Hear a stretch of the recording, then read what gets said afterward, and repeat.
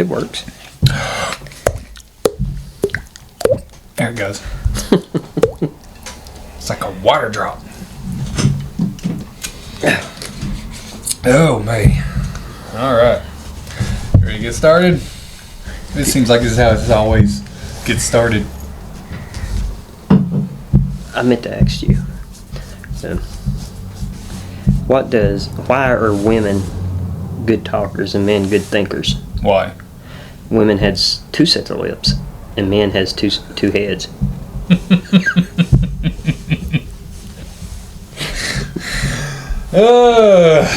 And there we go again. It's about like asking what Go ahead. what a dump truck and a hooker have in common. What's that? They both get paid by the load.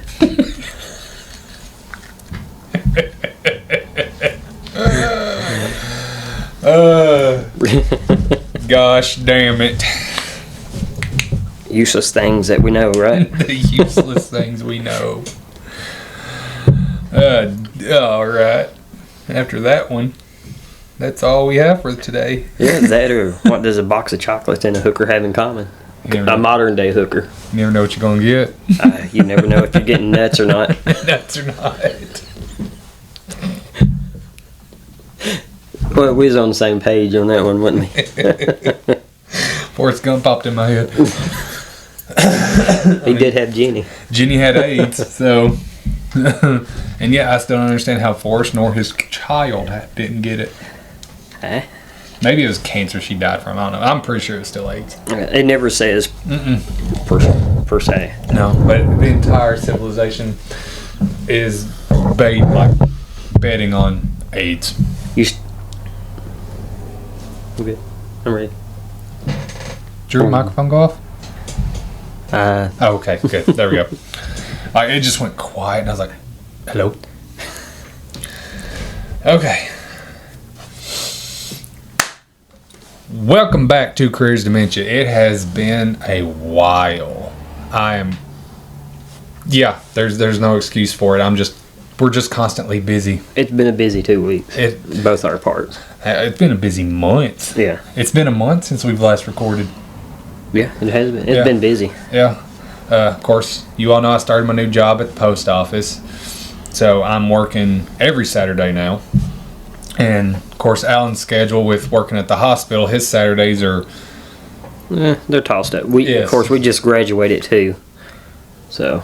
Yeah. We just had a graduation. Had graduation, and it's been different here past couple weeks, months. Been interesting. It has been.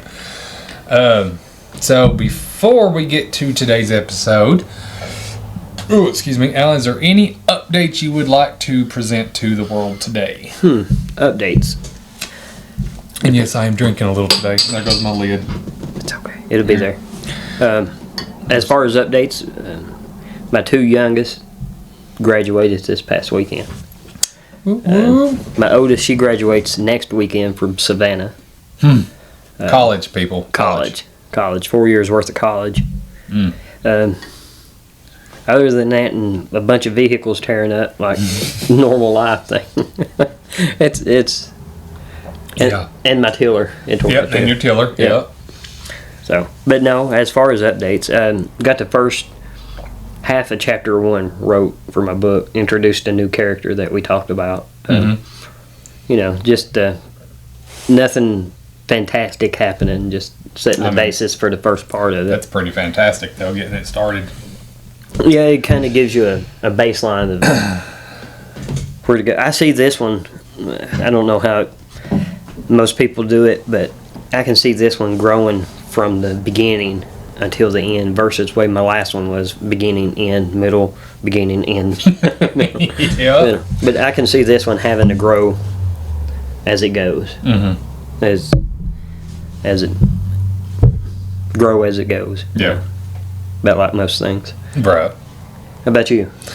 Well, I know I did not post a video of our last episode. I just never got around to putting it together, but I will have it out there, I promise. But as you can tell, since the last time anybody's watched the YouTube channel, I have shaved my head. So I am bald now, which I was going bald in the first place, so it really doesn't matter. So this gives me 2 new cosplays ideas because I've done this. Lex Luthor and Kronos. God of War. Yeah. See, Kratos. I'm not Is saying that right? Is it Kronos or Kratos? I do not know. I've never seen it. My brain is dead. The God of War. I'll just say it that way. You all know. Well, you got the axe for it. I do. I got Stormbreaker, and I can use that same way. Yep. I mean, I've used Stormbreaker for cosplays with Reaper and War and all them. So, yeah, I can still do it. So, yeah, I've, of course, started the post office. That's been educational. I literally drive 8 hours a day when needed down here. And so this is going to be a little personal. I think it was last week, I got into a depressive mode. And it's my own damn fault. But it was Monday, because I went to Cave City to help deliver mail. And this thing, it triggered a whole bunch of different freaking emotions. It's stupid. But I never ran that route before. It was a kind of, they gave it to me, they told me to take off with it. So there was no learning where to start, how it was going to go. And with being at the post office, it's called casing. We do it different ways. I'll put magazine with letters, stuff like that, and then packages separate. Other places will do magazines separate, letters separate, and packages separate. But, I take my way into wherever I go. I've worked at 3 different post offices now. In Cave City, when I went there, I did not realize that they'd done the whole magazines in one section, letters in the other, and then packages in the other. When I saw the whole bundled up mail, I thought it was letters and magazines, or they call them flats, because there's other stuff in there, and then packages. So when I grabbed one bundle out of that tray, I went down the line that it was listed, and I looked up on GPS on the addresses, that way I wouldn't miss a box, and I went through 2 bundles that way. Then I looked in the back of my truck and realized I still had a whole tray that's this long of letters, and I had already been on that route for 4 freaking hours. Did not have the gas to continue because I was driving a big ass truck, and I hadn't got my second paycheck yet. So, and my first paycheck, it was decent, but it was a catch-up paycheck. Yeah. Kind of like how half of this one I just got paid is. It's a catch-up. I'm trying to get everything lined back out after switching jobs twice. And so, in the middle of that route, I had a breakdown. I just stopped and pulled over to the side of the road and I was like, I'm done. I can't do this anymore. That was it. And because I realized about them letters behind me, I was like, if I fucked up this much, they're not going to want to keep me. They're not going to want me back. Mm-hmm. They're going to tell all the other post offices, hey, do not have him at your post office because he won't deliver your shit. And that was going through my head the entire time. So I like I said, I pulled over and I just had a complete mental breakdown. And during that breakdown, I was like, this is the same way with how all my creative shit is going. I was like, no one gives a shit about the podcast. No one gives a shit about my books. No one gives a damn about what I do creative-wise. So it was one of them days where I was just like, screw it all. I'm done with everything. I'm going to go home, curl up in a corner, and just fade away for 3 weeks. But I prayed. And I literally tried to search the innermost part, and I came to the realization. It's kind of like what you said I'm pretty sure it was the first time you joined. I'm not going to do this anymore to make money. I'm not going to do this anymore to get famous. I'm not going to try and get his likes or loves or get noticed. I am now content with the fact that I enjoy doing this, and that's all it's going to be. There you go. I told myself, I guess it's just not in the cards and not in my path to make this a career. I'll say it that way. I'll start telling everybody, because I'm a photographer, I'm a writer, I'm a cosplayer and all that shit. And I was like, okay, from now on, I'm just gonna do it because I love it. I don't care if I get noticed. I don't want to make money off it. If I do, awesome. but I'm not going to base my sole intention on making money off of what I do. The day after, that's when I wrote part of chapter 1 for Ashes of Eden. There you go. It just kind of weight lifted. It was. It was one of them realizations where I'm just like, I feel better. There you go. Yeah. So that was the biggest update. That was one of them like, fuck me. God. At least you was in Cape City and nobody knew you. Exactly. Right? Exactly. And I was out on the random ass road that I've never even heard of. No one knew I was there, so it was good. Well, excellent. Yeah. So now I'm at the point in all my creative endeavors to where I'm gonna do it for fun, not for monetization. Yeah. It makes me feel better about it. That's me. Yeah. I mean, that's about like anything right now. Right. I mean, I'm at such an age that something may change, with career or anything like that, but I'm doing it now because I enjoy it. Right. I mean, it does have some indication. Age has a part in it because, when I left TJ's and I came to Monroe County, I'd been at TJ's for 15 years. Right. And 15 years ago, 15 years in my age wasn't much. But being 43, 44 when I left there, 15 years puts me... Yeah. Yeah. But yeah, I agree 100% with you on that. It's just, it's too much pressure. Yeah. And I've had a friend of mine, and I've mentioned his books on here, or his book multiple times, Larry Toller. He wrote Fate's Dark Legacy. He's always gave me advice about how I should look at everything that I'm doing. Don't put too much on myself, make sure you're still enjoying what you do. And then when all that happened, I was like, he was so fucking right. Holy shit. I need to literally just enjoy it. Do not work, because you know how I told you I want to start making skits, stuff like that. Well, I still want to do that, don't get me wrong. But I'm not going to push it. Exactly. Yeah. If we do it, awesome. If not, maybe eventually we will. Yep. But I'm in this for the journey, not for the money. That's the best way to put it now. So, yay! No more mental issues on that part. Coming out of that, what you're just explaining leads us sort of into the movie we're going to talk about today. Mm-hmm. It's a dark-ass movie. It really is. Okay, so before we completely dive into it, I just asked Alan when he got here today about the rating system. If any of you, and I know I'm kind of piggybacking here, but if any of you listen to the Talkville podcast, which is fucking amazing, it's about Smallville. It's got Tom Welling and Michael Rosenbaum. Fucking trucks again. It wasn't mine. Oh yeah. Speaking of which, my Dodge still ain't fixed. Really? Mm-mm. What's wrong with it? Don't know. Mechanic could not figure it out. So, sorry, tree branch here. But they're going to take my catalytic converter off and put a straight pipe on it just to see if that'll fix anything. Oh, it's amazing how much in converter to screw up. Mm-hmm. So that's our next try. And I'm also getting a Mitsubishi to deliver mail in.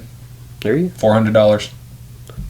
Well, there you go. Mm-hmm. Yep. It's better than that Dodge sucking that gas down. Yeah, it's better than the Ford that I got borrowed right now. Oh yeah, that too. I put $40 in that thing. It lasted 2 days delivering in Cape City.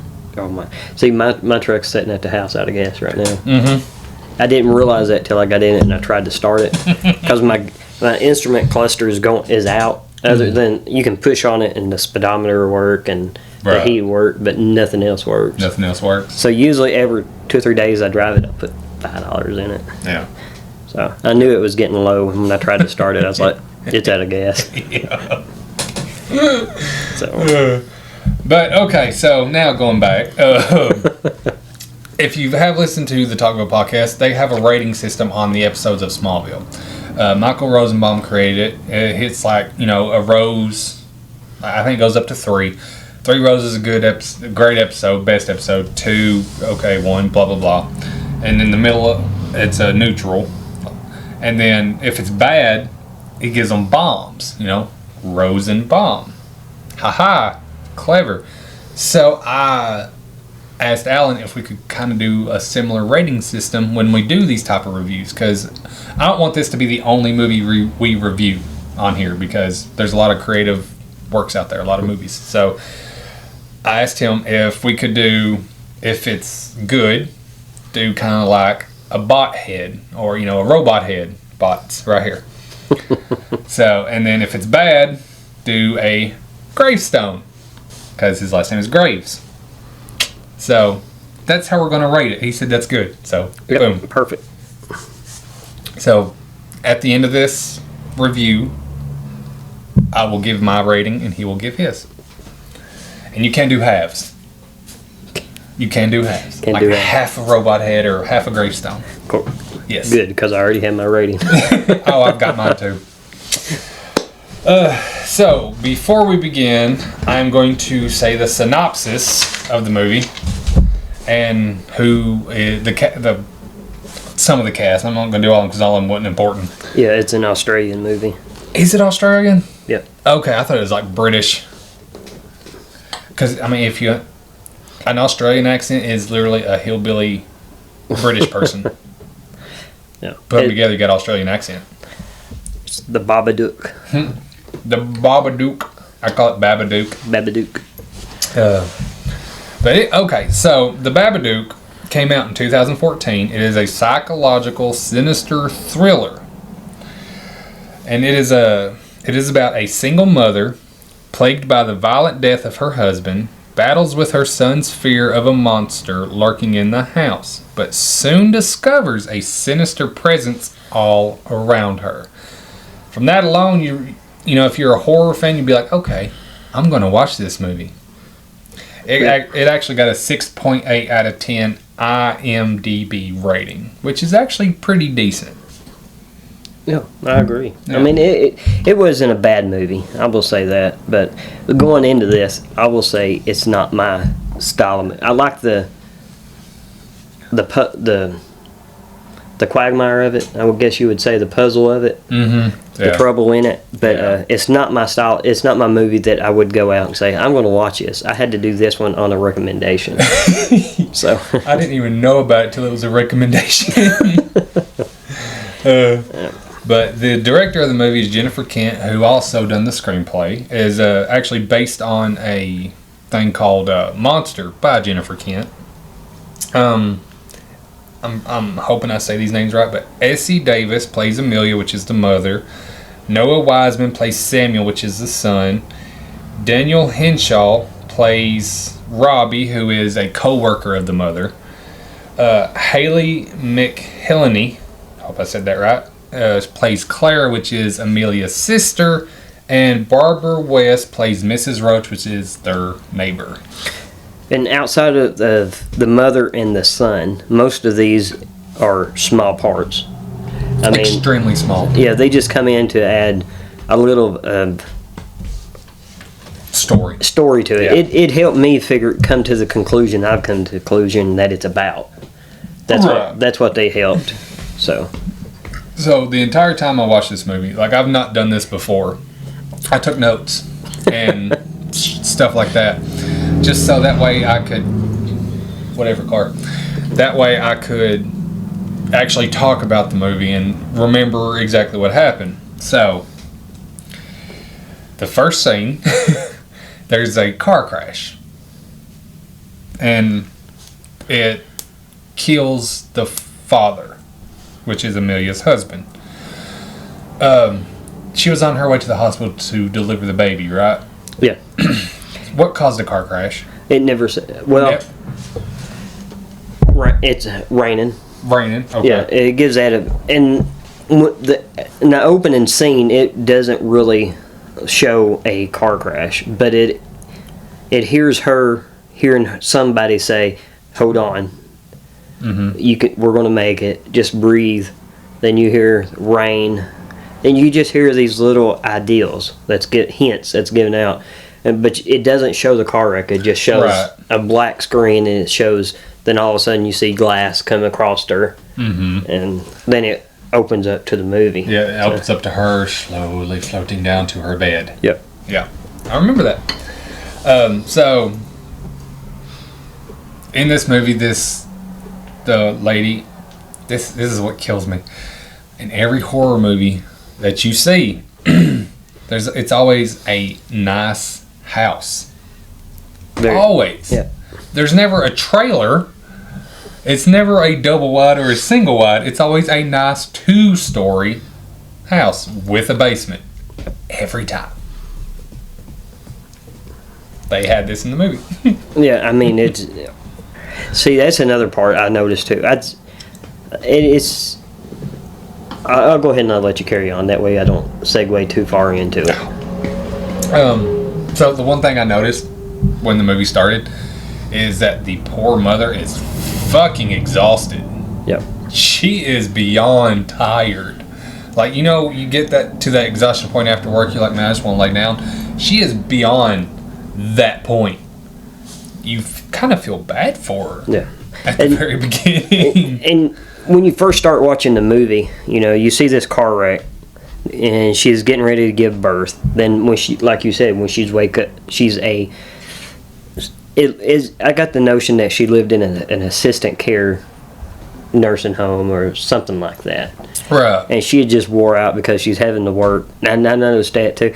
But it insinuates that she is wore out because of her son. Mm-hmm. That is one thing I caught up on. And I was afraid at the beginning of it, when I first started watching it, that it was going to, and I don't want to push no buttons here, it was aimed just focus on that because the child was hyperactive or anything, that it was all his fault. Right. But as I started watching the movie, I started noticing little things that pulled away from that and put the focus on another character in this movie. Yeah. Yeah. So, and if you notice in the house how clean and kept the house is at the first of the movie. Even though she's so damn exhausted. Yep. And every time she comes home from work, it literally shows her reading a book to her kid. Yep. There's no cleaning involved. And it was always her focusing on the kid at the beginning. Yeah, and you know, that is fantastic motherhood right there. Yep. Do not get me wrong. But, and as the movie goes, and like when they're in the living room and you look through the kitchen, you'll see subtle changes, like the dishes are starting to pile up. Mm-hmm. Food's left out on the table. And, of course, the roach infestation she had that came from behind. Yeah. And that was a fun scene on that one.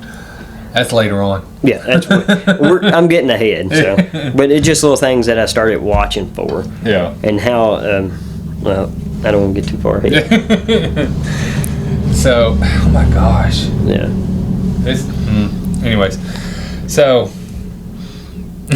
I made this note after, I'm pretty sure it was the kid's screaming fit.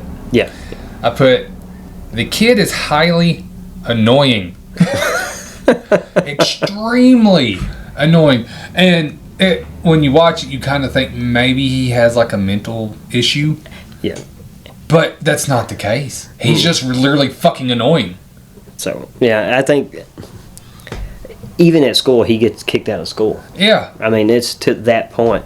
But, you know, we're breaking down the movie like you were saying. I've got my own opinion of why he was like that. Mm-hmm. And I was wondering what your thoughts on that was. So, his whole annoyance and hyperactivity, I do believe it's because even though the mother does pay special attention, like I mean close attention to this child, from reading him a bedtime story every night to anything he wants, I do believe it's because he's missing his father that he never knew. Okay, yeah.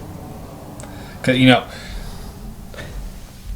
doesn't have that male figure to be like, hey, stop it. Basically, she's too tired to be like, you gotta quit all the time. You know, half the time she's like, whatever, get in the bed.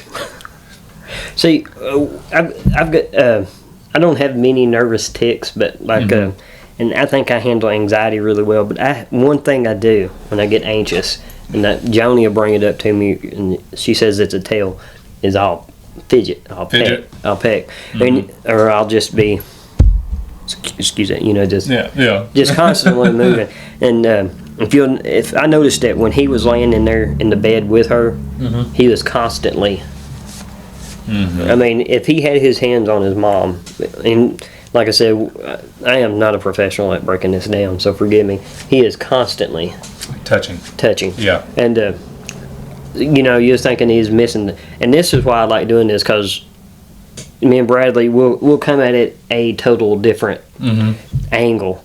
I think when you're saying is main floor, upstairs, and the basement. Of course, when you see this house, you'll see the basement door, and it's got locks, and it goes from the door handle across the top. Yep. It's to keep her son from down there, and later on it explains it's where she keeps all of her husband's memorabilia, clothes, and everything. Personal belongings. Personal belongings. Yes. I think that stems from that she's not came to acceptance of her husband's death in a way. Yeah. She just kind of tucks it away, and the way she's dealing with it is reflecting onto her son, and he's not knowing how to cope with not knowing his father, and the way she's dealing with not accepting the death of her husband.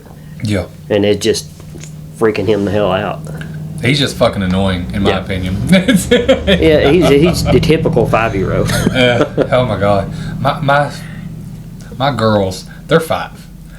They're not half as bad as this kid. I mean, my girls have their moments, but holy crap, that whole that he does. Oh, I just wanted to. Bless the ones that have to deal with it. I mean, that does that with a daily basis. Oh my goodness. Like, after the book appeared, his entire fit went beyond patience level. Yeah. Like, I would not have had patience for that. They say once you have kids, you learn patience. No, you don't. You learn how to not scream at them, because you go into another room and just be like, just breathe for a moment. But the way this kid acted in this movie, I probably would have flicked him in the forehead. Like, stop it now. And he keeps saying that he's wanting to protect his mom. Right, and I love that about the kid. Yeah. I really do, but God bless that. I mean, it was past frustration, whether he was building up to something because he couldn't get her to understand as well, and he would make weapons to fight this monster that was supposedly in the house. Yeah. I give him that. He was. I would love a movie just about that. Just a little throws that ball. Yeah, flap. That's later on. Flap. Yeah. Yes, that kid. He was partial genius. He really was. Elon Musk ain't got shit on him. But there was, after his big ass fit, there was one scene. I felt so bad for the mother, and so this poor woman was trying to get her jollies off, and then straight through that door the kid came and interrupted her in her alone time. I was like, man, that sucks for her. that was one of the moments you're like, I didn't expect this. Yes. Because, literally in this scene, you see her. I honestly thought she was just putting her arms under the covers. She reached warm. She reached into the drawer. Yeah, but, she reached in, all of a sudden you start hearing the heavy breaths and the slight moans, and then, bam, here come the kid. No.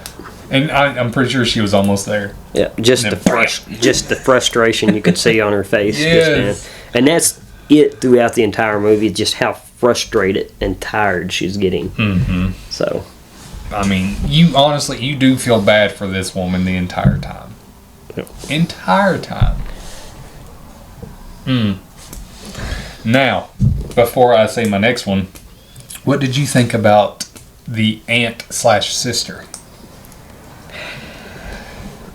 Claire, is that her name? Yeah. When you first meet her and her friends, you're like, oh God, they're just being total bitches about it. You know what I mean? Just talking about how women can't get back on their feet. I'm trying to get my nicotine pouches out. Sorry. my pocket zips, so that was kind of interesting. Anyways, go ahead. Sorry. That's pretty good.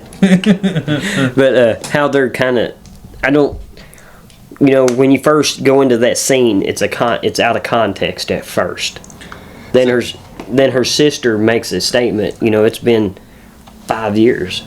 So you're talking about the scene where it's the birthday party. Yeah, at the birthday party. Well, the sister actually shows up before then, though.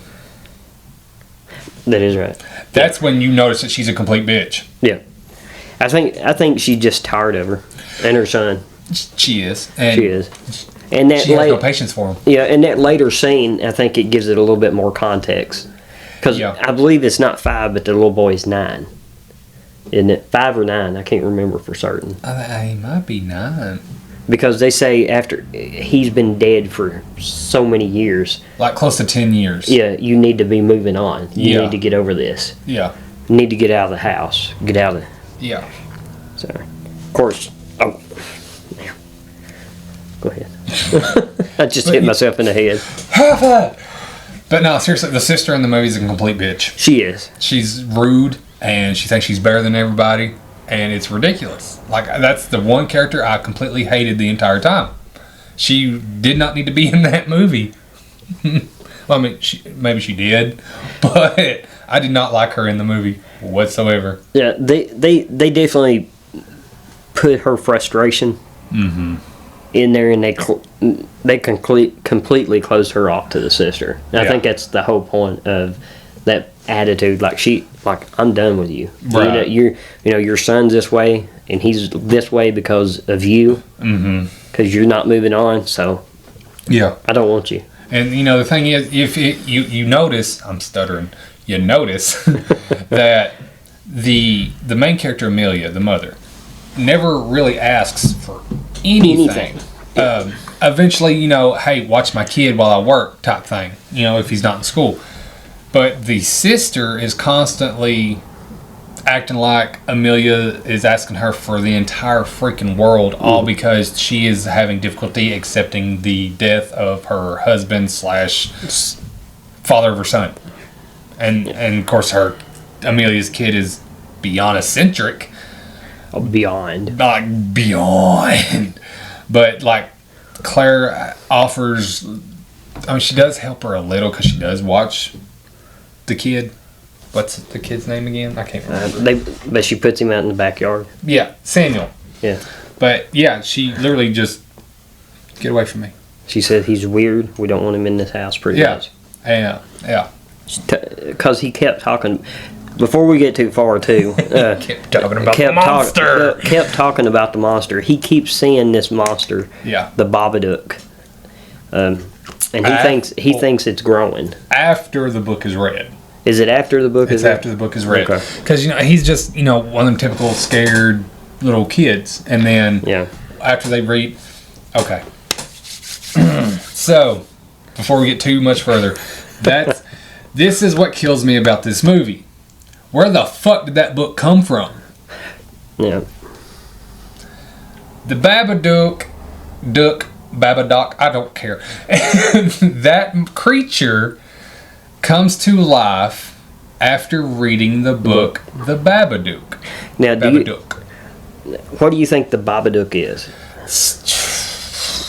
Okay, so if I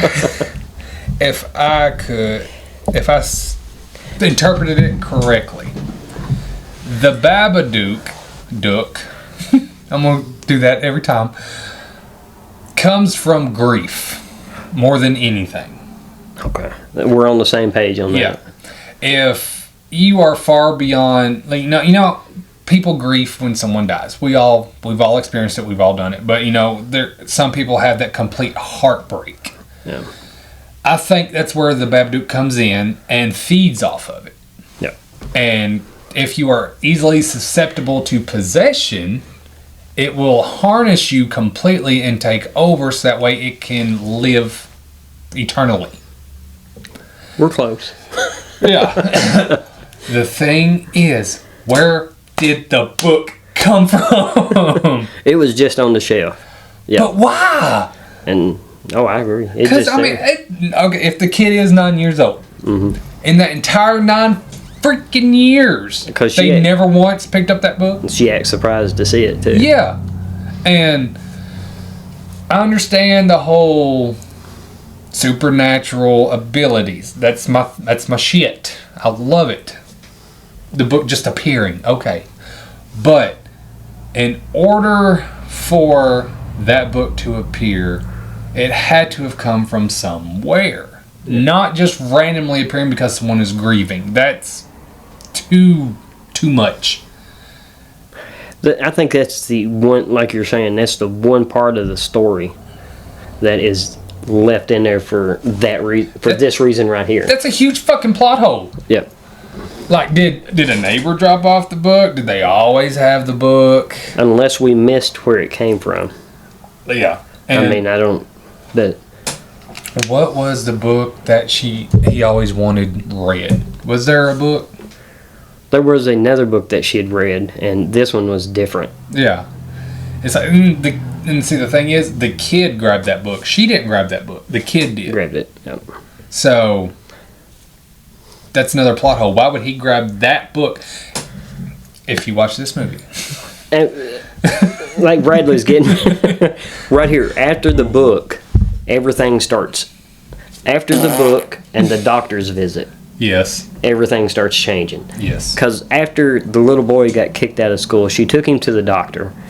And the doctor recommended that she take him to a child psychologist. But it was going to be a week or two before they could get him in. Right. So she said, it is really, really bad. Can I have some kind of depressant? Yeah. You know, something. And the doctor didn't want to. He said, and this is where it started changing for me. He said, we don't recommend it, but it will make him very drowsy. It'll do the job. It'll put his ass to sleep. But it will make him very nauseous. Yes. Very nauseous. And I think after that point, outside of the book, where it came from, I think it went from a supernatural movie to something else for me. Right. So, because like you said, you mentioned the depression part. Mm-hmm. Of course, I think she was depressed from her husband dying. Right. On top. I understand that. Yeah. On top of the day that her husband died, her son was born. Mm-hmm. So she's had a constant reminder. Yeah. On top of here's one for the ladies. Postpartum depression. That's why they don't celebrate his birthday on that day. Yep. That's another thing in the movie. He keeps saying, I've never had a birthday party. On my birthday. On my birthday. Yeah. He always had a birthday party shared with his cousin, which is Claire's daughter. The bitch. They always shared a birthday party. But yeah, ever since I watched this movie, I'm like, where the fuck did the book come from? The entire time. Yeah. So if you know where the book came from, and please let me know. And we missed it. Tell us. Fuck. Yes, I would love to, because it went from her reading a children's book to him to go to sleep, even past her exhaustion, admiration to this woman. I know, it's a story, but still admiration, to him giving her a different freaking book. And the whole situation is, it seems like the one book she read him the first time before the Babadook, that was the book that he always wanted. So why the fucking change all of a sudden? Because he's the one that picked the book. He went and he got the book. Yes. So why the change? Why? That's something that's going to piss me off this entire time about this movie, because I don't know why. Like, it would have been nice if pieces of the Babadook appeared before the book. Yeah. Like, I know the book would give him energy, because in the book it says the more you deny the Babadook, the more powerful it gets. Yeah. Kind of like Freddy Krueger, I guess. Yeah. Well, no, Freddy Krueger was opposite. If you said he wasn't real, then he'd lose power. That's what it was. But why? Damn it! Why? Like you said, I think it's a plot hole. Unless we missed where somebody brung the book and how it got to the house. Right. But I think what it did, it gave her depression a way to personify itself in the house. Yeah. That, like I said, we come at things totally from the questions also that's in it. Yeah. We hit it at two totally different answers. So, like, I really wish I would have wrote down what the book said, so that way I could kind of tell it. But it was a whole. It was. I wouldn't have read it. I love the creativeness of that book. I really do, because it was a pop-up book. It showed, like, at first when she started reading that book, you would honestly think like the Babadook's actually a good creature, because the way it talked, it was like, watch over children in the night, and play around, stuff like, the whole sinister part of the actual story of that book. But then. And did you notice that the book actually changed a bit too? Yeah, it did, especially as the house got darker. The book got darker. The book got darker. Yeah, it was like, the more you deny me, the more powerful I become, and stuff like that. And it was like, if I will feed off of your whatever. I don't remember the exact context or the actual text of that book, but it was one of them like, holy shit, that's. As I'm talking about this, I'm changing the rating in my head. Because of the book, though. Not because of the movie, because of the book. The book. Here's what the book is. It's a poem. Okay, listen. If it's in a word or if it's in a book, you can't get rid of the Babadook. He wears a hat, he's tall and black, but that's how they describe him in his book. A rumbling sound, then 3 sharp knocks. You better run, or he'll hold you in his locks. Ba, ba, ba, duck, duck, duck. Your closet opens, and you're honestly hopping, that he won't hear a sound. But that's when you know he's around. The book closed, you have an inch under your nose, and that's just how the story goes. So close your eyes and count to 10. Better hope you don't wake again.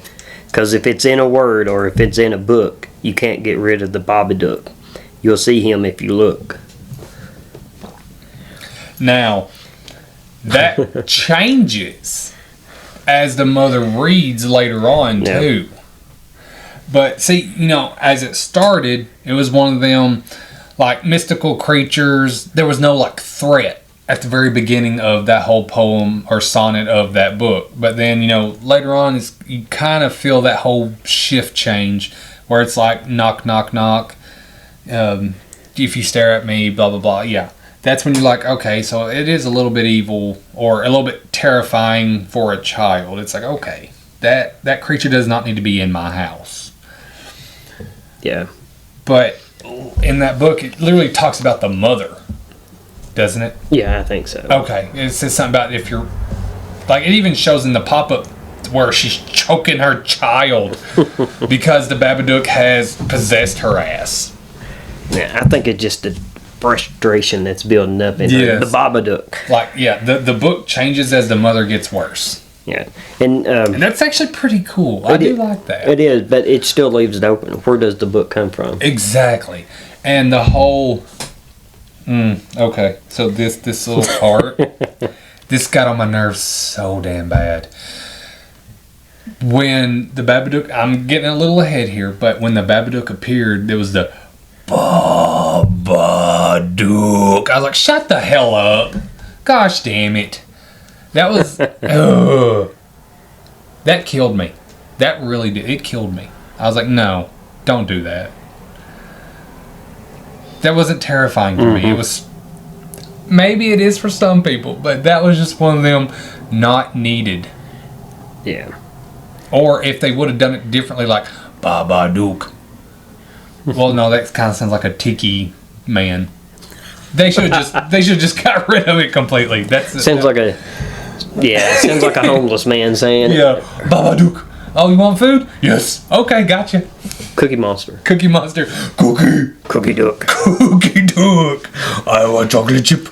Cookie Duck. Yes, that ruined it completely for me. That did pull you out of it. It did. Yeah. So, moving away, just for this little sentence here from the story, because when like I'll do every hunting season like Halloween, I am a judge for films in a group called Thrills, Kills, and I can't remember because I don't have my phone on me, but they do a whole movie judging thing of independent films. So when I judge a film, such as what we did while watching this, I'd look at everything. What killed me was the scene switches. Yeah, they was hard. They was horrible. Horrible.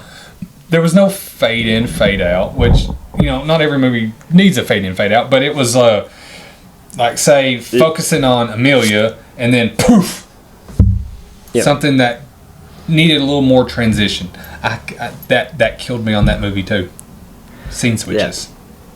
Yeah, they was hard. They was scene switches. That was it. I mean, it wasn't storytelling scene switches. It was literal scene switches. It's like they filmed them and clipped them. Yes. And put them together. Kind of like how my editing skills are. It's horrible. It just takes practice. Yes.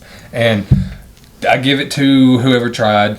I know it's hard work, but do better next time. That was just no. Now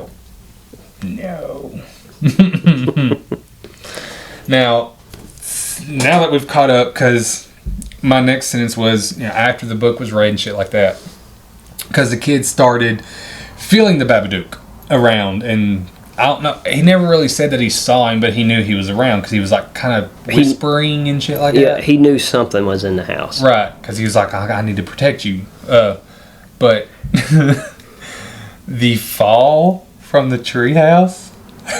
Oh yeah, it was great. I laughed my ass off because he just took her right out. Well, that and the little girl just went plop.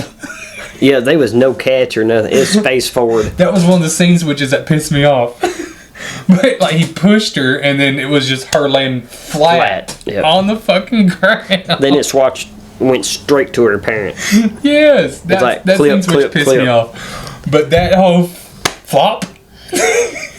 I laughed for 2 minutes. And it was a flop. It was a literal flop. It was a thump. So. Oh, that cracked me up so much. And I think that scene showed how much he was picked on too. Right. Yeah. I mean, I felt bad for the kid because even his own cousin treated him like shit. Yeah. He said, She says, my mom thinks you're crazy. Yeah. And I mean, it was more. What was it? Did she mention his dad? Or she did mention his dad, saying like, that's why you don't have a father. Is that what it was? Yeah, because you don't deserve one because you're crazy. Yes. Yeah. And I mean, he shoved the bitch. Sorry, she's a little girl. It just shows him going towards her. Yeah. Her than the flop. Yeah.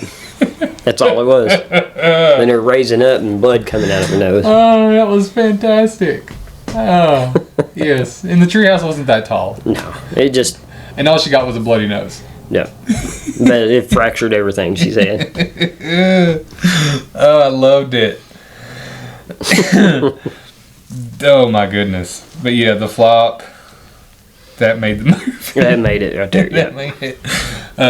But after that was when he done his fucking scream.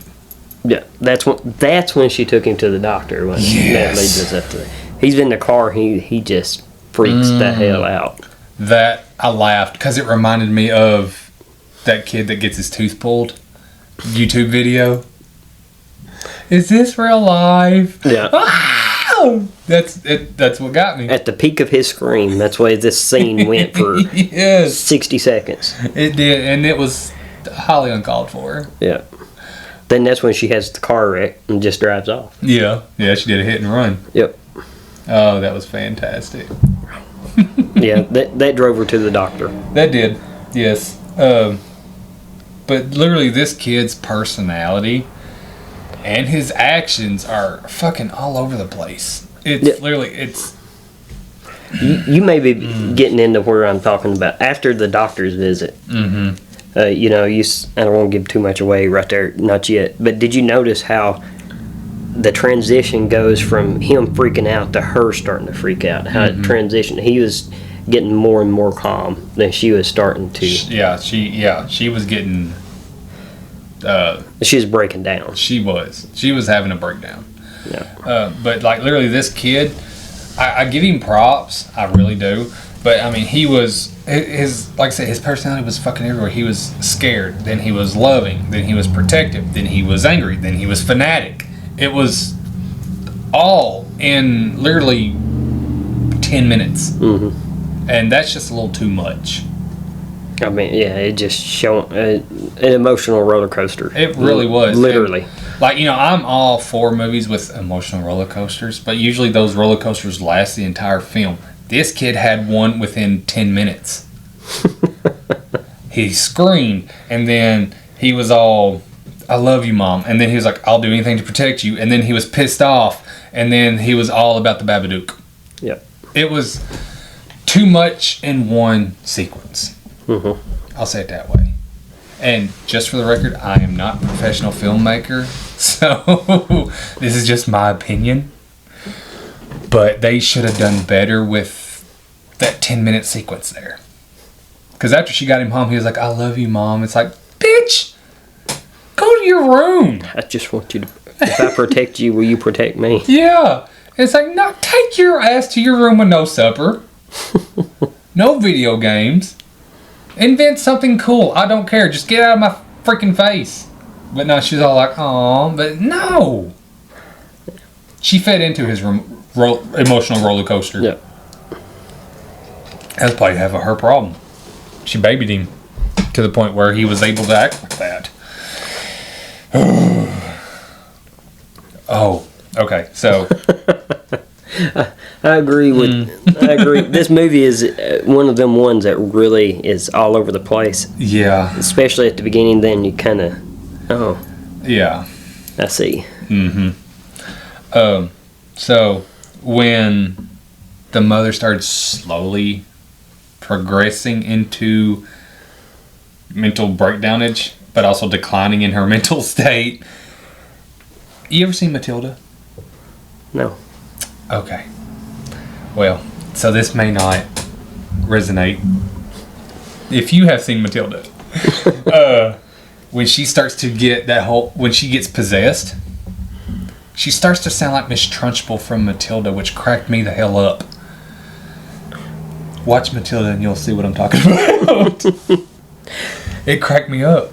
It really did, because like I said, I thought it was British, and Miss Trunchbull is a British. tad British in Matilda. She has that accent, but the way she talked was straight from Matilda, and I laughed because I did not expect that whatsoever. And this is after she's possessed by the Babadook, after she's read the last pages of that book again.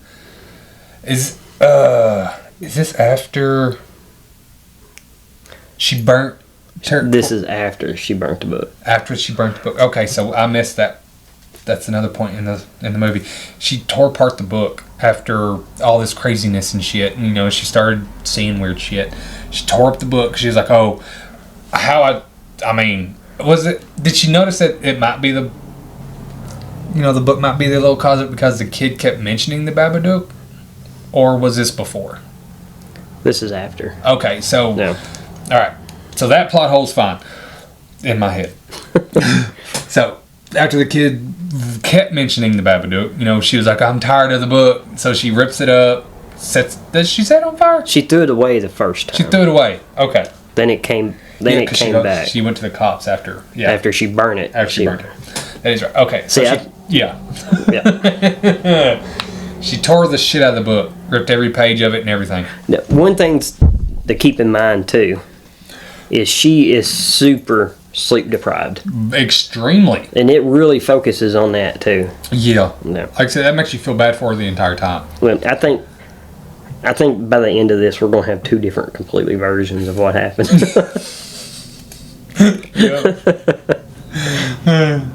Yeah. She tore apart the book and threw it in the trash can, and then it appeared again on her doorstep. Taped up. Not supernaturally put back together, which doesn't make sense to me considering it appeared out of fucking nowhere. Mm-hmm. It was taped up and put back in there. Honestly, if it's a supernatural creature, wouldn't they be able to just piece it together without Scotch tape? Yep.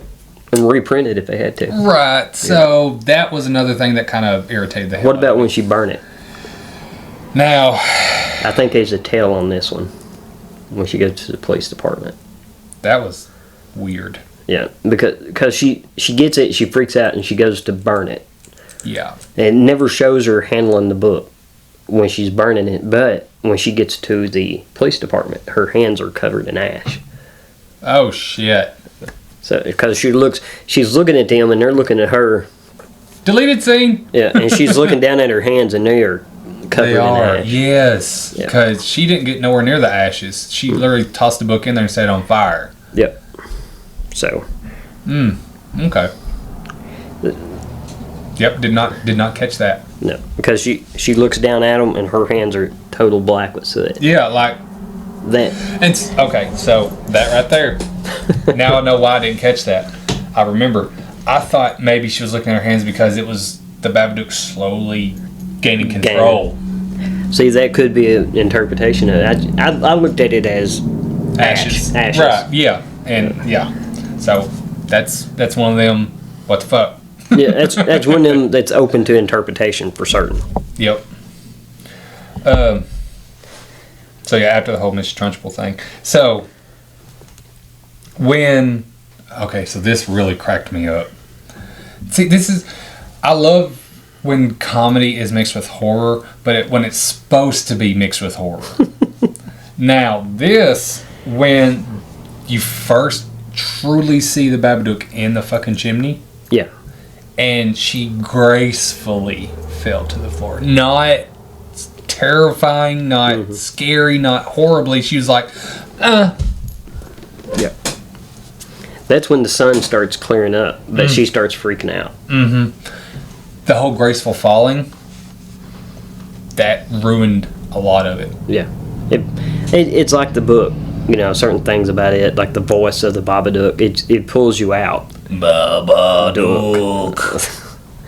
I mean, it just pulls you right out of the plot of it. Yeah. But I think the Babadook is like a lot of new movies today. They're trying to push something. Yeah. And this one's not a bad one. But yeah, I'm the same way when they introduced him coming out of the chimney. I'm gonna go take a bathroom break. You can keep talking. I will be right back. I can't hold it anymore. That's why I didn't drink one. Yep, and I'll probably grab another while I'm down there. I'll be right back. You can keep talking. Ooh, door. Behind the scenes. There we go. Behind the scenes, but just half of it. There's one awesome thing about it, though, is that I don't see this as I see this as a psychological thriller, but not a supernatural. I wonder what Bradley's doing right now. Behind the scenes. I do have another joke for you. This is for Bradley. What does peanut butter and hookers have in common? They both spread for the bread. Yep. It happens that way. I've got a lot more of them, but they're not appropriate. Them's close to not being appropriate. But if you got any questions or anything like that, just shoot us an email.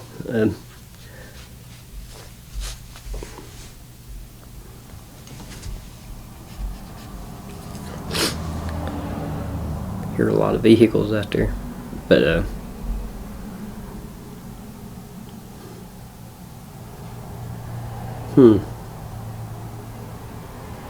Bradley said his favorite book, and he's starting to read it now, is Twilight. So if you got any questions that he would really enjoy, is that shoot him some about Twilight. Ask him some of the most intriguing questions you have, and have him break them down for you. Or as you know, Twilight, Jacob, Edward, Bella, they're all his favorites.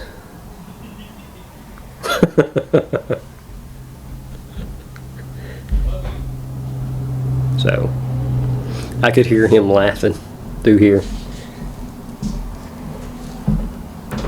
Here he comes. Remember. Told you to grab another.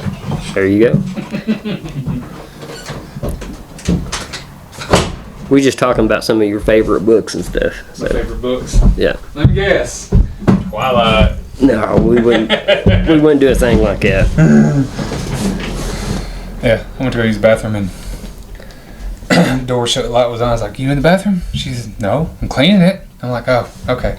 And then in my process, she was like, "Are you pissing a river?" So this is what happens. That is true. That is true. I feel so much better now. I can focus.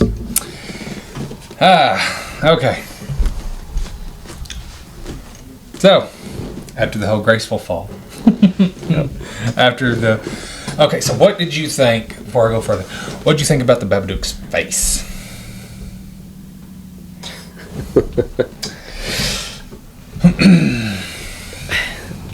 I don't think it had any particular meaning. I think they just trying to pull something from a... Hell, I don't know. I mean, you can't make much out of that, I don't think. It looks like a child's drawing, shaded in and everything. Right. Yeah. Like, I am a firm believer, like, the best, in a book standpoint, like, actual reading a book standpoint, the best terrifying way is not gore, it's the unknown. Oh, by all means. That's my biggest fear.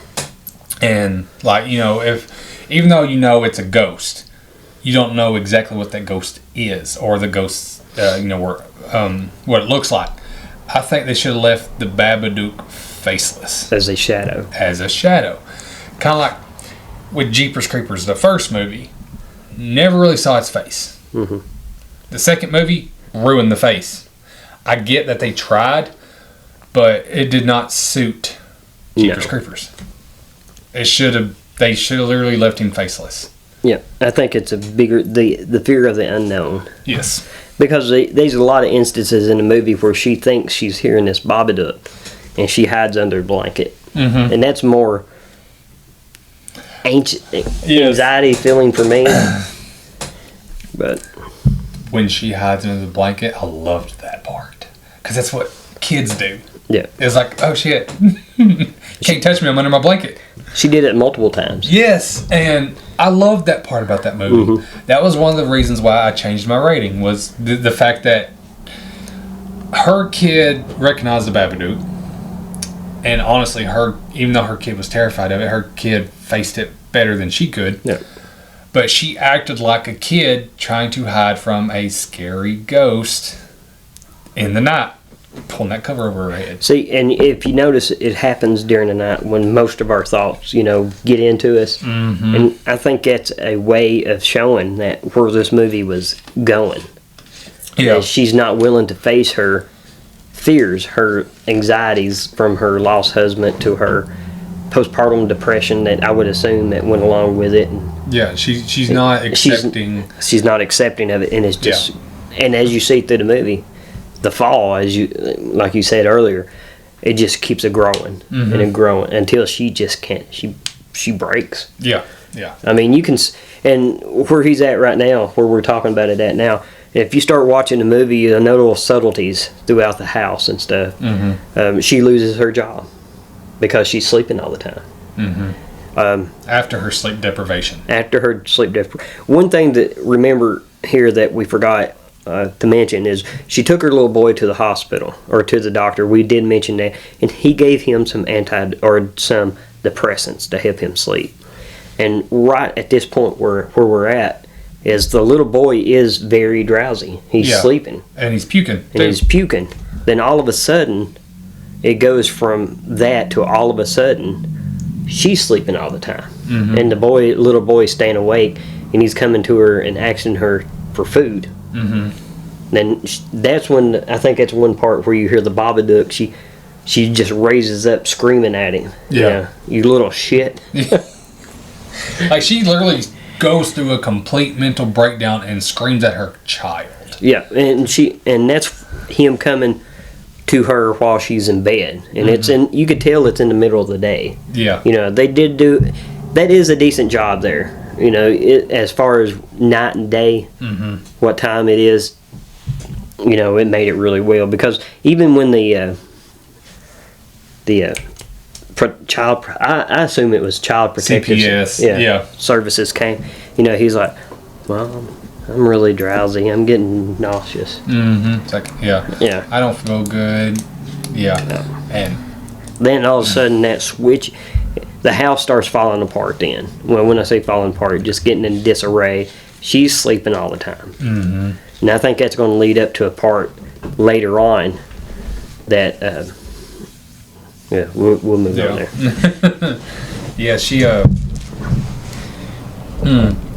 yeah, that because at this point, yeah, I mean, at no part during the beginning of the movie she ever yelled at her kid. Mm-mm. She's always tried to be the peacekeeper, so to speak. And it shows her at work. Yeah, at work, yes. And that's one thing we didn't mention, the guy. Oh, the love interest. Robbie, yes. Robbie. Okay. Right there. There's another hole, or just... Another plot, yes, another fucking hole right there. Okay. Completely. When he shows up at the house? Yes! Yeah. Yes. To me, it is. Yeah, it's a complete. I mean, and okay, I'm getting ahead of myself. We'll get to it. But let's see. Rob 4 CPS shows up. She sees cockroaches coming out of the wall. Yeah. And she makes a hole in that wall, and it's behind the fridge. Need I mind you? Behind the damn fridge, because she sees one bug come out, and she kills it, and then she moves the fridge because she's following a trail of some shit, whatever, and then she smacks a hole in the wall. Then all these cockroaches come out, right? Yep. Okay. CPS shows up. There's no hole in the wall. Yep. It's just ripped wallpaper. And she alludes to that. Well, I'm sorry it's so messy. I'm cleaning up the roach infestation. Yeah. Or a bug infestation. Yeah, and literally honestly it's just all in her head. There is no bug. You just see that the house is nasty. Yeah. Getting dirty. Yeah. And so the love interest, it wasn't really much of one. He just disappears. Exactly! What the hell? Like, when she's at work and she's exhausted, like I said, this was toward the beginning of the movie and shit like that too. He'd come in and talk to her, ask her how she's doing. He literally showed his love interest in her. And then when he got kicked out of school for being himself, he covered for her at work. Yeah, he did. He covered for her at work because she actually went to work, and he was like, "Go home because I know your kid is sick." Because that's what she told everybody. The kid was sick. And that's when you really find out that his aunt's a bitch, because she went home. She went to her sister's house to pick up Sam, and that's when they had him playing out in the yard away from her and shit like that, and told her, he's crazy and blah blah blah. But then Robbie, which is that is his name, right? Robbie. That has something. It's Robbie. Yes, Robbie. The love interest shows up at her house. He's got flowers. He has flowers. She's checking up on her, making sure Sam's okay. Sam admits that he wasn't sick. What doesn't he? Does he mention the Babadook to her or to him? I can't remember. I know she just freaks out on him. Yeah, and basically, the love interest finds out that she lied about the Sam being sick, and then he's gone. He just there's nothing else there. Nothing. Like, he gave her the flowers, and that's it.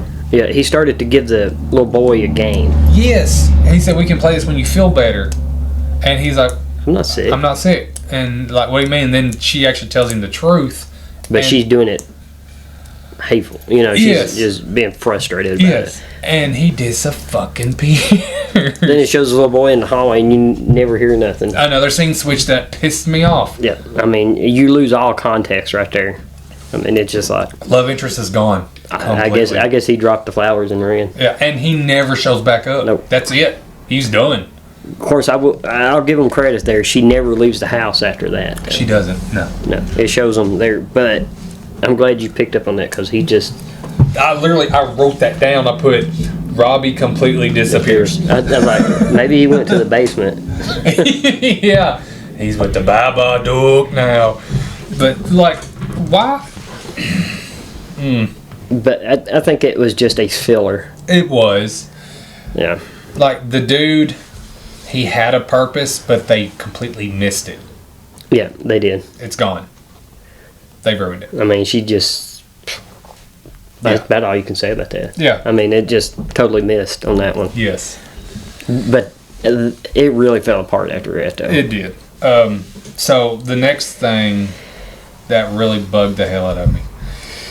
Why the hell did she pull her tooth out? I don't know. There was no reason for it.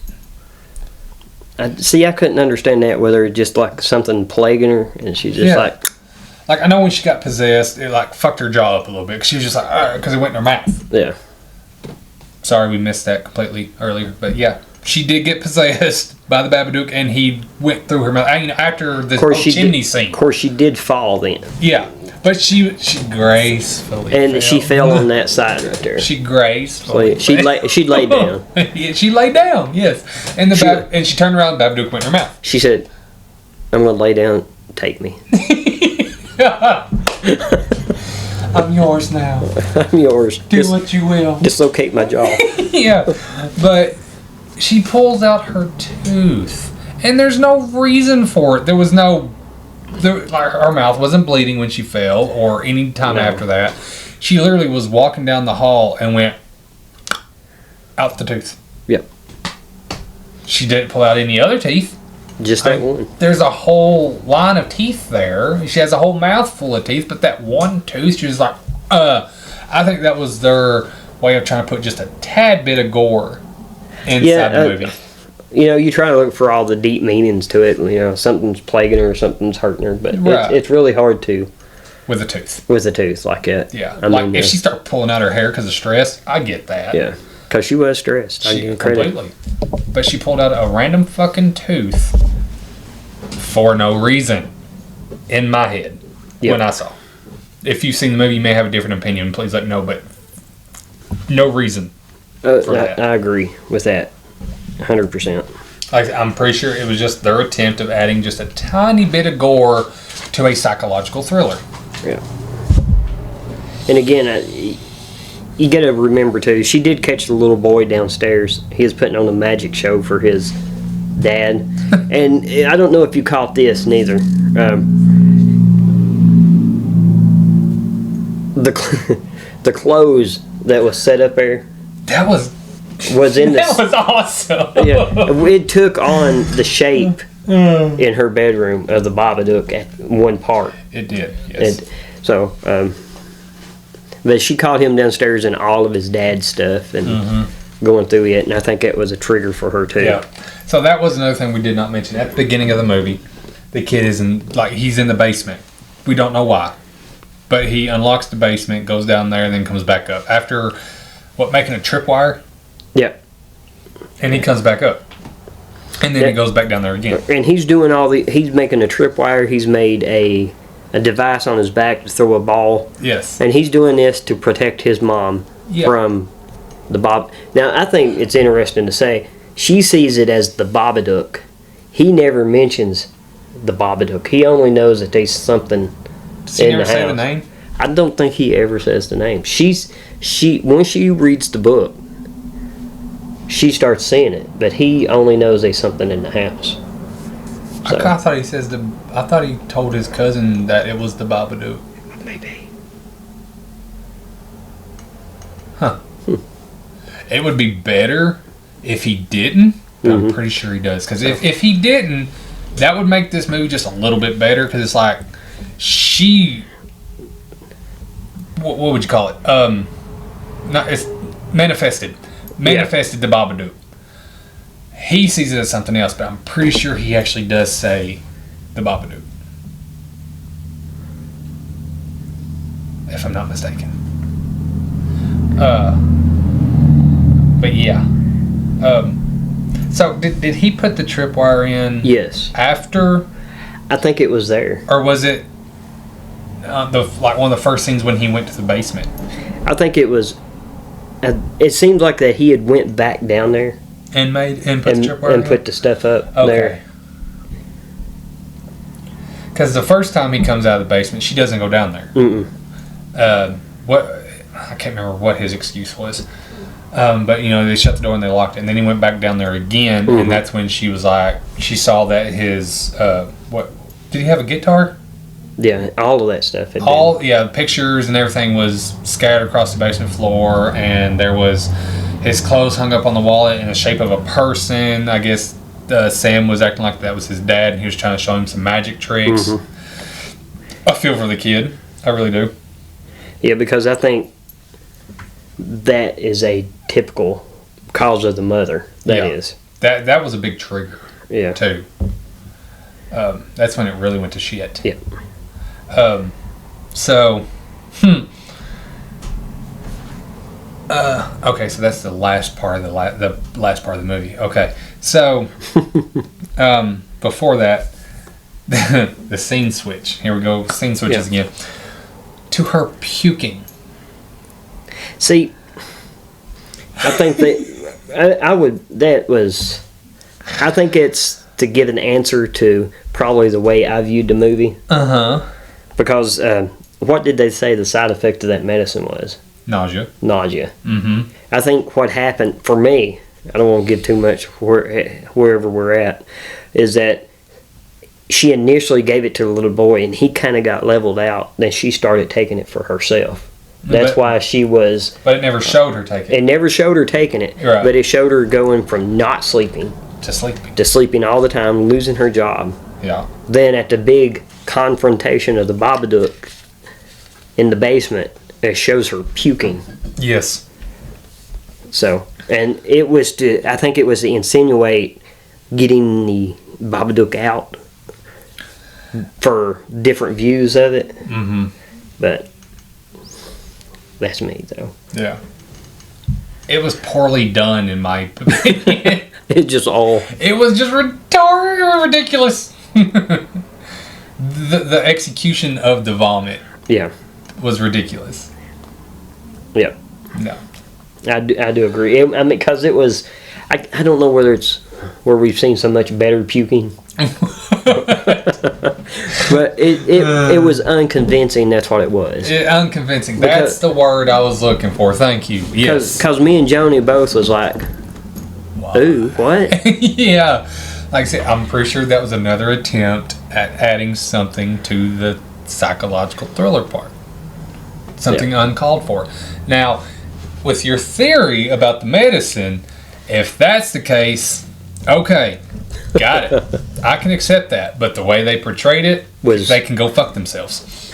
Yeah, I mean, most movies want this big climactic battle of good and evil, or monster and demon, or whatever you want to call it. You know, whatever. Yeah. And I think they shot this one, and they shot themselves in the foot. It worked, I guess, but it wasn't as convincing as it could have been. Exactly. Not saying I could have done it even better, because there was so many things that pulled me out of this.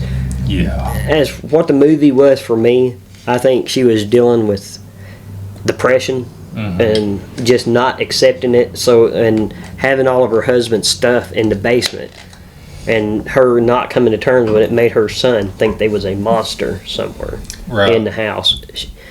And when she finally broke, she was trying to kill her son, and of course he hit her in the head with the ball. Then that's what I was going to talk about next. I mean, that sucker just went. Yes. And it worked perfect. If it wasn't for the kid's invention, I probably would have hated this movie more. But how about the way he had her tied up in the basement? That was fantastic. When she ran into his room, was it the room or the basement that he had the contraption? Is his room? Is his room? Okay. Yeah. When she ran into that room, and I mean, she was being a complete, awful, horrible bitch. Oh, she was trying to disconnect what was causing her problems. He freaking pulled that lever, and that ball went right in her forehead. I was like, you, sir, are the best. Awesome. That was amazing. This kid could fight some freaking demons. he definitely fought her off. Yes, it was great. That little scene just with him going was awesome. Amazing. Yeah. Man. But there is a but. Big butt, like not going to the gym type butt. When after the Babadook got released from her, you know, and it scurried away or whatever you want to call it, this really ruined the entire movie for me right here. Wait for this truck. Okay. when she took that food, for some odd fucking reason, she was feeding this damn thing. Took the food to the Babadook. Even though the Babadook seems to feed off of grief, she took it actual fucking food. Her. when she did the whole Matrix move.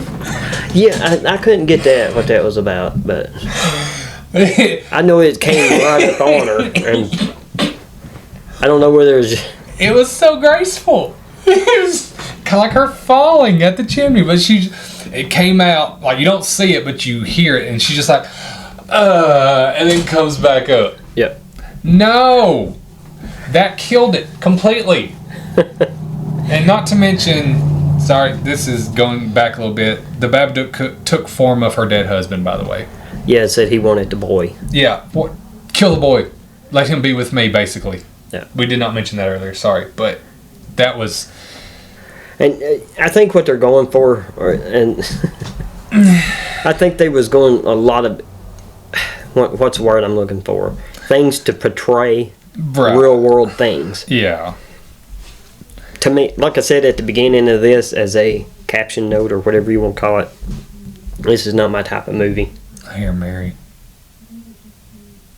I bet she's right there, outside that door.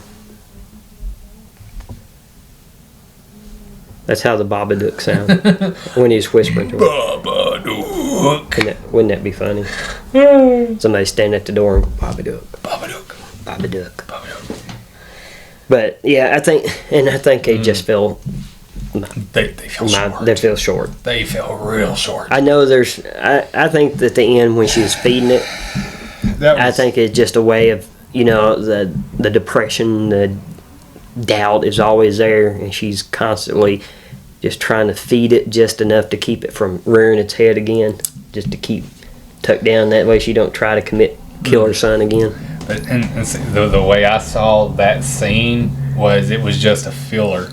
Yeah, and that's the only thing it could have been. They could have stopped it after she watered it up. Mm-hmm. They could have stopped it right there, or after she said that we're having a birthday party. Yeah. For her son, this is the first time on his birthday. Yeah. And just having that acceptance of what she's been through, and that would have been good for me. Right. She had to talk to CPS again, of course, and that's when they were telling him, "Hey, the son said, hey, I'm having a birthday on my actual birthday." I was like, okay. So she's kind of slowly. And the scene is bright, yes, and clean, and that's it goes from bright and muddled, I guess, somewhat dirty, to nasty, to roaches, to darkness, dark water, dark water, yes, dark puke, yeah. Then it's real bright again. Real bright, yeah. But yeah, he said that he's finally having a birthday on his birthday and blah blah. It's like, okay, so she's finally overcoming the grief. All because of the Babadook. But, okay. That scene, sure. Shut up, truck. But like I said, this was before the Matrix move. When she put the food down. Once again, I will say this again. There was no reason to give the Babadook food because it did not eat food. It fed off of human grief. We can see this now. Now, the whole thing. The whole with her capturing the Babadook and keeping it. Okay, I get it. It's saying, it's a psychological thriller, so it's a whole. Okay, I got control. Yeah, get it. But the feeding, there's no point in it. No point in the fucking food. I think the only thing they did was, we're going to throw this in here along with the puking to give somebody else something to talk about, whether it's supernatural or whether it is psychological. I think that's the only reason that it was there for. Right. Poorly done. Poorly done. Extremely poorly done. They've had time to practice the Matrix. Yes, since the Matrix. Yeah, the Matrix. Yeah. And literally, the movie ends. Yeah, it does. It's done. It shuts off. Yeah. It's okay. It fizzles. It goes. Yes. Now, the one person we did not mention this entire thing is Barbara Wess's character, Mrs. Roach. The neighbor. And she tells a lot too. You Yes. know, I know you have a hard time this time of the year. In my opinion, she was the best character in the fucking movie. And she only had like 3 lines. That's Yes. why. Yes. And she was there for the mother. She was there for Samuel. And that's something else you can see too, is that at the beginning she's always offering to help the older lady. Yes. Then about halfway through it, she's like, "Mind your own business." Yeah, go fuck yourself. Go fuck yourself. Mind your own business. Then she's like, "Hey," Yeah. again. I mean, it just. Yeah. But yeah, we did not mention Barbara West this entire time. But Best character in best the book, character in movie. of the whole freaking movie. Other than the Babadook. He just looked bad. Yeah. But yes, sorry, Barbara West. You are the best. You are the best. You are the best. But yeah, that is basically the entire freaking movie. Now to the rating system. What do you give it? Oh man. You know, I got it. I'm doing it on my phone. side. Never mind. I got to do it on my side, right? Gravestone side. It's Graves if it's bad, Bots if it's good. Oh. I give it a 1.5 on Graves. On Graves? Yeah. Yeah. I was at a 3. Gravestones? I'm at a 2. No, I'm at a 1.5. Talking about it more, it just brings it out. You're like, because I went into it, I'm like, I'm going to watch this. I'm going to like it, that way I can talk about it. Right. Then I'm like, it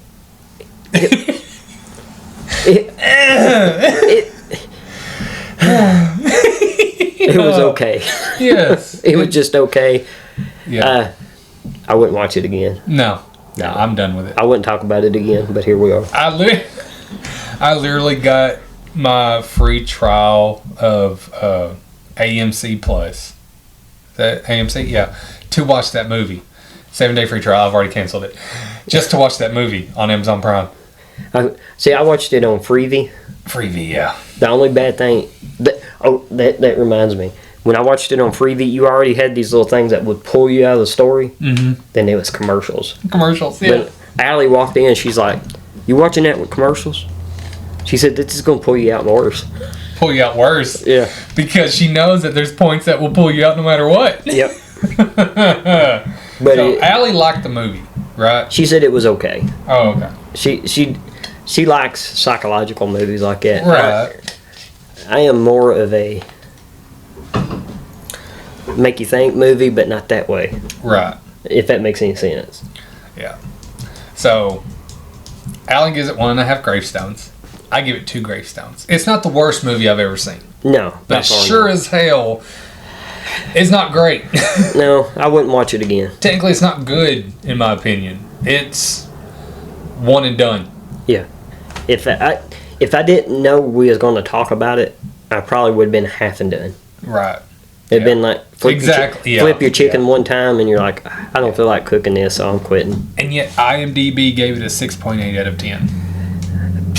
Kind of like Rotten Tomatoes, you can't pay attention to them much. No, they're being too generous, I think. I think they was just doing that, my opinion, just because they was undertones of depression and grief and stuff like that. And they was like, we're not going to piss nobody off, so we're going to give it better than 5. Right. Yeah. But don't push your luck, but we're going to give you 6. Don't push your luck. Yeah. So they're basically saying it's a little better than decent. Yeah. And in my opinion, it's a little worse than decent. Yeah, it's a little less than decent. Yeah. It's a quarter of the way to decent. I enjoy the concept. I don't enjoy the movie. I like the accents in it. Like I said, watch Matilda. When you look up Miss Trunchbull on YouTube with Matilda, you will understand what the hell I meant. Oh, that's funny. And Matilda's a fantastic fucking movie. So I've seen bits and pieces. Is it the one where they make them eat the chocolate pie? Yeah, the chocolate cake. Yes. Chocolate cake. Okay, yes. I've seen that part. Yeah, yeah. So, and Miss Trunchbull's the big fat lady principal that's making him eat it. Okay. Yes. Miss Trunchbull. Well, okay. So, yeah. That is, Alan's got engagement he's got to get to. So, this is all for this episode of Creators Dementia. I appreciate you guys holding off and coming back. Y'all got to remember. Oh. Bradley has got some merchandise you need to check out. Yeah. Not mistaken, just some cool stuff that if you shave your head, you can hide it. Bradley looks good. Most of us, mine would look like a beat up basketball that a dog's got a hold of. I've been hit so many times in my head. Remember, all the books he has, I can't label them all. But I would recommend Legion's Dawn. Yeah. That's a good one. Get prepared for when this next one comes out. In all honesty, Legion's Dawn, like, even though Zed's Rising is my baby and Zed's Wayward Son is, good, Legion's Dawn is my proud one. It's the shining piece. Yes, because I learned so much before doing that book. That's why. But writing that first book of mine, I learned. Bradley actually helped me with this. I learned put a comma everywhere. If you have a question, put a comma. Yeah, comma. So. The English language. It's friggin'. Yeah. Especially when you live in South Central Kentucky. Yeah. It's even more complicated. I can't imagine anywhere else when there's a hole in the ground that you live in, because mine was pretty deep. down in the elbow. But yeah, I've written 2.5 pages on chapter 1 of Ashes of Eden, Legion's series book 2. And the cool thing is, Bradley was talking about that not long right before he said that he had wrote on his. I'd actually kickstarted writing on. Have you come up with a title? No, I'm not. Of course, it's not. His first book, Broken Dagger, Lucifer's Contract. So, can't forget that one. So this is going to be Broken Dagger something. I'm working on it right now. Working on it, yeah. And the reason I come with Ashes of Eden is going to sound funny is because I was listening to Breaking Benjamin. They got a song called Ashes of Eden, and that song resonated in my head, and it made me picture my second book. So I was like, that's perfect. Ashes of Eden. And I know, and Eden's going to have a whole connection point in this book, so that's why. Awesome. I'm looking forward to it, actually. Yes, I am too. I'm looking forward to this new character I've made. I don't know if you're the same one. The Rainbow Witch. I didn't stick with the name, thank God. But I'm looking forward to fleshing her out a little bit. Yeah, I am too. I can't wait to see what you do with her. So it's going to be awesome. But outside of that, I have got to go pee. Yes, you got to go pee. So this is it. Appreciate you guys for oh my gosh. I appreciate you guys coming by. Dropping by. Yes, thank you very much. I'm going to give a shout out to Tyler Clausen real quick.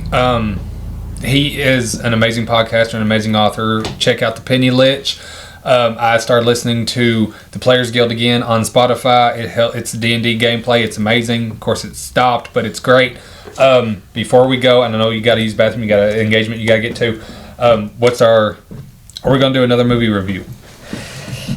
I'm good for anything. Okay, so I can talk about anything for a little bit. More movie reviews are coming. Yes. With our rating system. We don't know what our next topic's going to be. We don't even know when we're going to record next. But thank you guys for sticking with Creators Dementia. We really appreciate it. And I hope you guys have a great weekend. And hopefully God bless. We will see you soon. God bless. Out. Love you guys. Later. Demented Creators, out! I gotta go pee.